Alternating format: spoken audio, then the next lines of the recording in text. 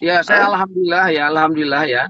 Saya dihantarkan Allah kepada kawan-kawan ya yang sedang mencari hidayah, yang mengorbankan waktu diri hartanya setiap bulan 3 hari, setiap tahun 40 hari, seumur hidup 4 bulan. Saya alhamdulillah, saya dahulu kala penuh dengan kegelapan. Tapi ketika saya diajak 3 hari, ketika itu semuanya berubah.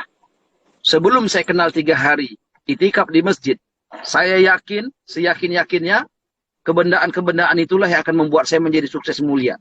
Kekuasaan, rumah besar, mobil besar, kekayaan yang besar, itu yang saya yakini bisa membawakan kebahagiaan kepada saya dan keluarga saya.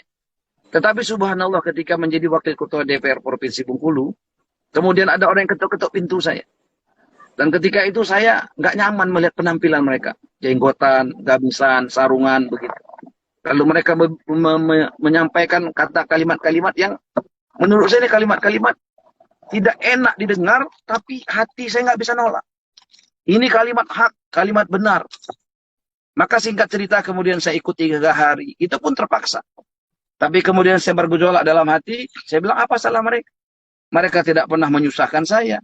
Mereka tidak pernah meminta uang kepada saya. Mereka hanya mengatakan, Pak, alhamdulillah kita bertemu Pak karena Allah. Sebentar lagi kita dipisahkan Allah.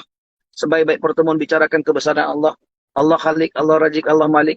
Dunia sementara, akhirat selama-lamanya Pak. Dunia bukan tempat tinggal tapi tempat meninggal. Tempat tinggal kita bersama Rasulullah di surga. Kalimat-kalimat yang belum pernah saya dengar ketika itu. Saya bilang, mau Anda apa? Mereka katakan, kami hanya ingin meneruskan apa yang dahulu kala Rasul dan sahabat lakukan. Apa yang mereka lakukan? Mereka berhijrah dari satu tempat ke tempat lain. Bukan untuk kebendaan, bukan untuk kekuasaan, atau bukan untuk kekayaan. Tapi untuk apa? Untuk menyampaikan kalimat hak. La ilaha illallah Muhammad Rasul. Jadi kalimat-kalimat ini Masya Allah. Terus saya katakan, mau kalian apa? Kami tidak ingin apa-apa. Kalau mau uang saya kasih, mau makanan saya kasih, tidak, dia bilang. Kami sudah bawa bekal sendiri. Kami hanya ingin Bapak ayo kunjungi kami di masjid. Kami ingin Bapak tunjukkan di mana saudara-saudara muslim kita. Yang mana ulama agar kami tidak salah. Subhanallah. 3 hari itu merubah segalanya.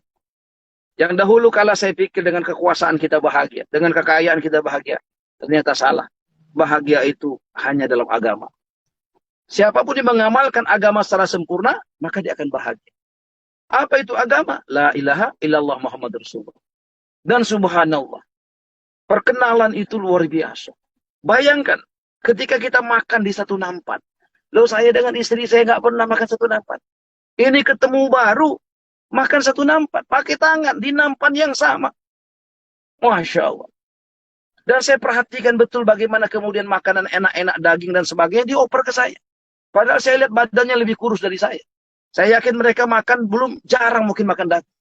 Tapi subhanallah, mereka oper. Saya tanya setelah itu, kenapa kalian berikan makanan enak kepada saya? Dibilang, Pak, inilah sifat sahabat ikramul muslimin, mendahulukan saudara muslimnya daripada kepentingan-kepentingan pribadi. Saya bilang, ini orang bukan teroris ini. Ini orang benar. Lagi makan saja mikirkan saudaranya. Saya bilang, terus apa manfaatnya? Dia bilang, Pak, kalau Bapak makan tadi, dan kemudian Bapak sholat tahajud, dan saya juga akan dapat pahalanya. Subhanallah. Jadi mereka ini makan saja mikirkan akhirat. Mikirkan agama. Kadang-kadang kita lagi bicara agama mikirkan dunia. Kita lagi sholat mikirkan dunia. Maka saya bilang subhanallah. Dan ini orang-orang nggak dikenal. Di dunia nggak dikenal. Tapi saya yakin di langit dikenal. Maka 3 hari itu subhanallah. Dan saya teruskan 40 hari, 4 bulan. Saya ketemu banyak saudara-saudara seluruh dunia. Ya, kita bertemu tuh betul-betul terasa kasih sayang. Apa yang diceritakan di kisah-kisah sahabat itu nyata saya alami. Bagaimana mereka berkasih sayang, bagaimana mereka berdoa tengah malam mereka menangis. Maka saya lihat, ya Allah, ini luar biasa. Maka setelah itu semuanya kemudian berubah. Yang tadinya dengan anak-anak, saya jauh, tapi alhamdulillah sekarang kita senang. Saya bisa mandi sama-sama sama anak saya. Saya sama istri pun saya bisa bukakan pintu kembali ketika dia naik mobil. Dan subhanallah, kehidupan kami betul-betul terasa betul indah. Belum di surga, maka kita kemudian paham ketika Rasulullah katakan baiti jannati, rumah tanggaku surga. Assalamualaikum. Bersama saling sapa TV.